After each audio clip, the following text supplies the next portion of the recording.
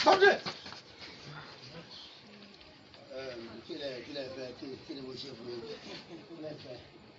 Àyàn máa pè gan. Kí ló ṣe tó mi báyìí? Mo kò sí ọkọ, mo wá ń lé ọ̀rẹ́ mi lọ́dọ̀ ní mò ń mú. Ó gbójúgbó sọ̀rọ̀ àyè. Ọlọ́pàá ti sọ̀rọ̀ àyè.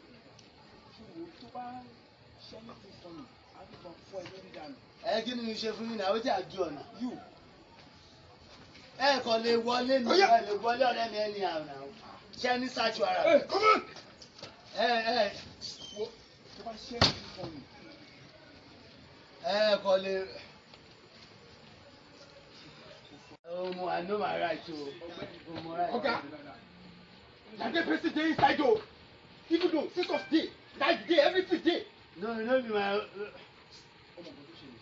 Yes, sir. Àwọn onígbà tó máa bá a kan ní ọ̀sán. Ọgbẹ́ni. Ó ń ṣe tèmi ìkọ́ni.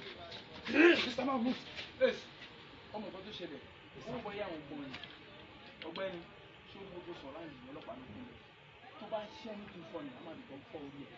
Ó pààyàn tó fẹ́ sá lọ. You, uncle.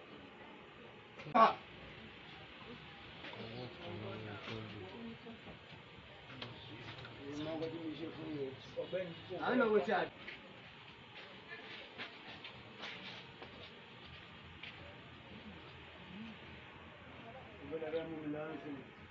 Move. I'm trying to get you balance. I know my right to. I know the common thing now. Good, thank you.